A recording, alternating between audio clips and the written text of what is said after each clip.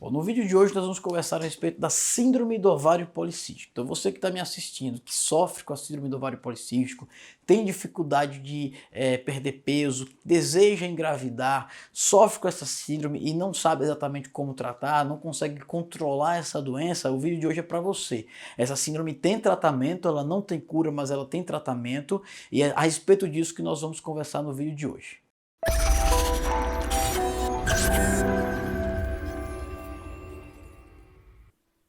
Meu nome é Márcio Passos, sou médico nutrólogo, trabalho com a medicina integrativa e semanalmente estou trazendo conteúdos novos a vocês aqui no YouTube. Me acompanhem também no Instagram. Se você ainda não está inscrito no canal, me prestigia, se inscreve no canal, curta, compartilhe, que é sempre um prazer estar compartilhando com vocês.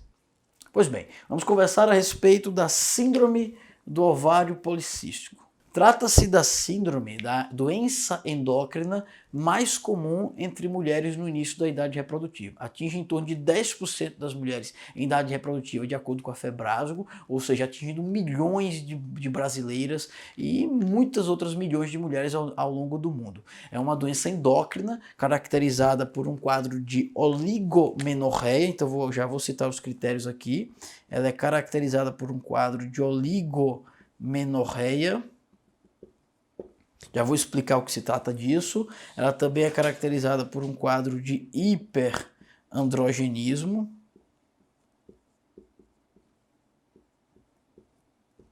E ela também é caracterizada por um aumento por conta dos ovários policísticos, né?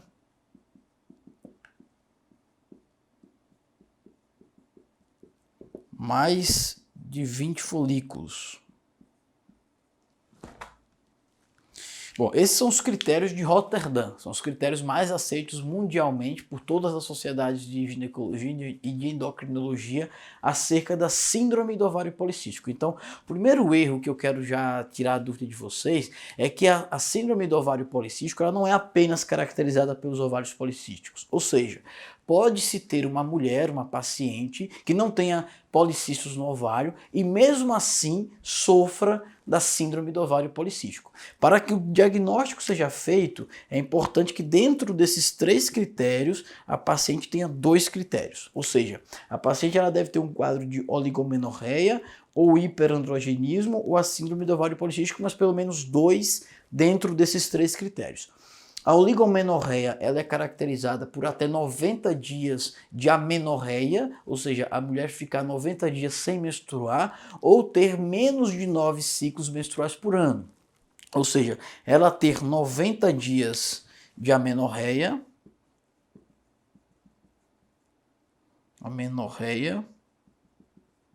ou ter menos de 9 ciclos menstruais por ano. Isso caracteriza a oligomenorreia. Uma mulher que acaba não menstruando frequentemente, ela não tem aquele ciclo menstrual regular, isso acaba dificultando inclusive o processo de gestação. Então são mulheres que muitas vezes sofrem porque querem engravidar e não conseguem engravidar. A própria síndrome do ovário policístico é uma causadora é uma das causas de infertilidade na mulher. Muitas mulheres têm dificuldade de engravidar porque sofrem com a síndrome do ovário policístico.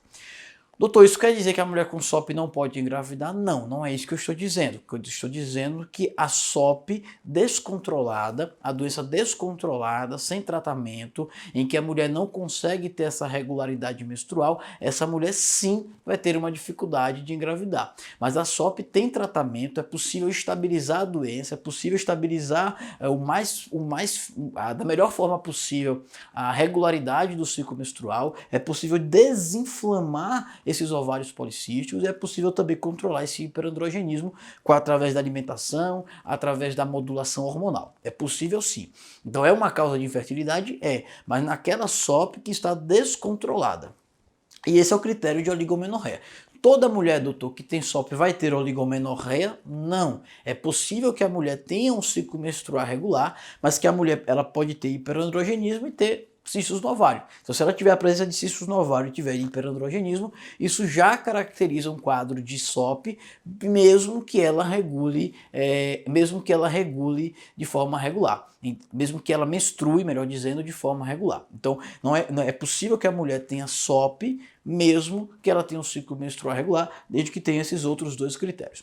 O hiperandrogenismo ele pode ser clínico ou ele pode ser laboratorial. O que seria o clínico, doutor? O clínico seria uma paciente que sofre com um quadro de excesso de pelos, que é o que a gente chama na medicina de hirsutismo. Ela tem um aumento do pelo, da pelugem, em áreas tipicamente masculinas, como no buço, na linha alba do abdômen, em dedos dos pés, dedos das mãos. Ela tem alteração do cabelo. São características tipicamente masculinas e que essas mulheres com SOP muitas vezes têm. Isso é um critério de hiperandrogenismo. Doutor, é obrigatório que tenha essas características clínicas? Não. O diagnóstico também pode ser laboratorial, ou seja, a mulher ela não tem essas características propriamente ditas, mas ao ser realizado o exame de sangue, é constatado que ela tem um aumento da testosterona total, ela tem um aumento muito grande do DHT, ela tem um aumento grande da testosterona livre, mesmo que clinicamente ela não apresente essas características. Ou então, ela pode ter as duas características, ela pode ter uma testosterona aumentada e além dessa testosterona aumentada laboratorialmente, a gente também observa clinicamente esses critérios de hirsutismo, afinamento do cabelo, alteração da pelugem e tal. E o terceiro critério são os ovários policísticos, que são caracterizados pela presença de mais de 20 folículos por ovário ou em cada ovário. Então é o que a gente caracteriza de ovários policísticos, que erroneamente muitos médicos, alguns médicos, melhor dizendo, e algumas pessoas fazem o exame, observam a presença do ovário policístico na ultrassonografia, na ultrassom pélvica, na ultrassom transvaginal e já faz o diagnóstico de síndrome do ovário policístico. Isso está errado. Na verdade, a presença dos cistos no ovário é um fator, é um critério. Então é preciso que tenha pelo menos um desses outros dois critérios para fechar o diagnóstico da síndrome do ovário policístico. Então, como o próprio nome fala, é uma síndrome. A síndrome é um conjunto de sinais e sintomas, é um conjunto de critérios, não é apenas um único critério. Então, o ovário policístico é um critério que tem que ser acrescido de outro critério para fechar o diagnóstico. Uma vez fechado o diagnóstico, tem que ser iniciado o tratamento.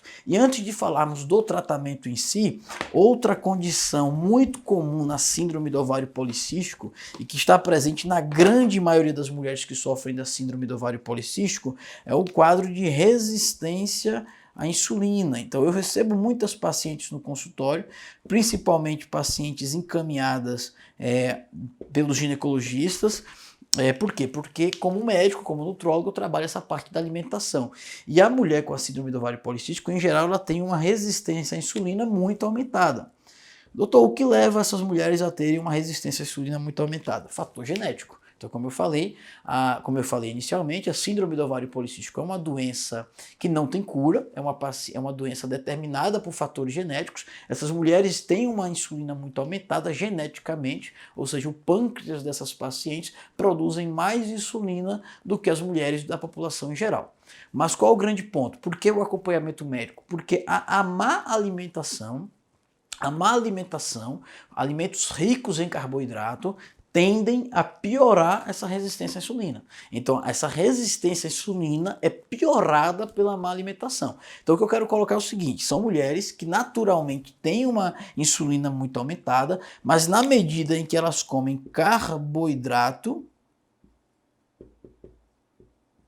essa resistência à insulina piora ainda mais. Então, essa resistência à insulina piora ainda mais. A insulina é o hormônio que vai converter o açúcar em gordura corporal. Daí, tantas mulheres que sofrem com a síndrome do ovário policístico estão acima do peso. E elas acabam tendo uma dificuldade muito maior. E muitas vezes elas estão na academia, elas estão malhando, elas estão fazendo dieta, elas estão fazendo tratamentos estéticos, elas estão buscando de diversas formas perder peso e procuram nutricionistas, e procuram nutrólogos. E muitas vezes, se não for feito o diagnóstico da SOP, se não for feito o diagnóstico da síndrome do ovário policístico de forma adequada, e se não for trabalhada a alimentação, essa resistência à insulina vai ficar cada vez pior. Essa paciente vai ter um risco. A síndrome do ovário policístico aumenta, inclusive, o risco de diabetes e de obesidade.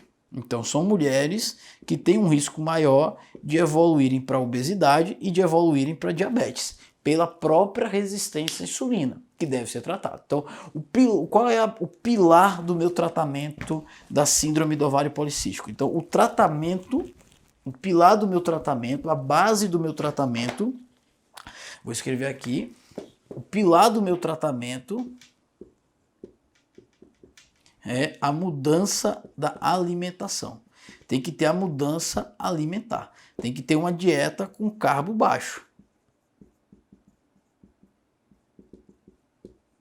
Tem que ter uma dieta com baixo teor de carboidrato, porque o alto teor de carboidrato vai aumentar a insulina, que vai ajudar a descontrolar ainda mais. Então, primeiro ponto, para mim o ponto mais importante é a alimentação. A outro ponto importante é a utilização de antioxidantes. Então, no meu consultório, no meu protocolo, eu procuro mudar a alimentação dos pacientes, ajustar o tratamento com a utilização de antioxidantes para desinflamar o paciente e combater o hiperandrogenismo. Então existem estratégias, existem fitoterápicos que a gente combate o hiperandrogenismo. A gente consegue diminuir um pouco, os níveis de testosterona dessas pacientes através de fitoterápicos, através de hormônios. E o principal, um dos principais, melhor dizendo, que é a modulação hormonal. Então a modulação é importante por quê? Porque a síndrome do ovário policístico ela é caracterizada também, como eu falei, ela é caracterizada por um aumento da testosterona. A testosterona é o hormônio que vai levar ao quadro de hiperandrogenismo, mas ela também é caracterizada por um aumento de estradiol. Bom, então dando continuidade ao tratamento, tem a alimentação, que tem que diminuir o carboidrato, porque piora o quadro de resistência à insulina, a utilização de antioxidantes para desinflamar. A síndrome do ovário policístico também é uma doença inflamatória. Tudo aquilo que é inflamatório a gente combate com antioxidante, então vai ter também, a gente utiliza alimentos funcionais, utiliza manipulados também com esse objetivo. E a modulação hormonal.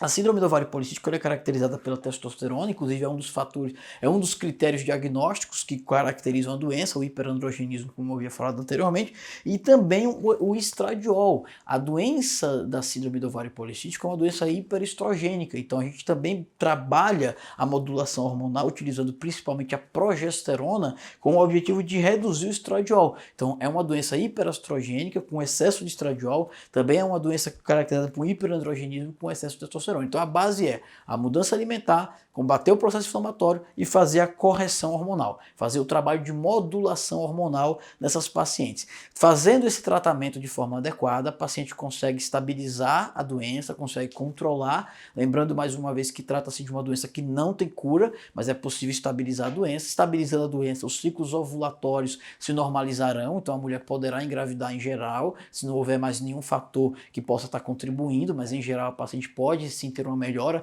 Acompanho várias pacientes com o objetivo de engravidar, muitas, graças a Deus, conseguindo engravidar, e trabalhar também, e também acaba atuando de certa forma também na perda de peso na medida que a gente diminui o carboidrato, porque o excesso de peso está ligado a uma resistência à insulina descontrolada, que, como eu havia falado anteriormente, além de levar à obesidade, também pode levar a diabetes, também pode levar a outras complicações até mais graves do que a própria obesidade.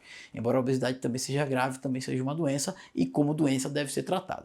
Pois bem, pessoal, esse foi o vídeo de hoje em que eu pude destrinchar um pouco da síndrome do ovário policístico. E só para finalizar, um ponto importantíssimo que eu acabei não falando: a síndrome do ovário policístico não precisa de anticoncepcional. Então eu expliquei o que? O tratamento se baseia principalmente nesses 3 pontos, mas quando eu falo modulação hormonal, eu não estou falando de anticoncepcionais. Então o anticoncepcional bloqueia a menstruação, então a mulher entra num quadro de amenorreia que dura todo o tempo que estiver usando o anticoncepcional, mas isso não quer dizer que está controlando a doença, quer dizer apenas que ela não está menstruando como qualquer outra mulher que faz uso do anticoncepcional. Então eu não recomendo particularmente o uso do anticoncepcional. Eu recomendo a mudança alimentar, a modulação, principalmente com hormônios naturais, com hormônios bioidênticos, com o próprio implante, com comprimido, na forma de manipulados ou até mesmo gel, mas nunca o anticoncepcional. Pois bem, pessoal, esse foi o vídeo de hoje, espero que tenham gostado. Se gostaram, curta, compartilha e até o próximo vídeo. Tchau!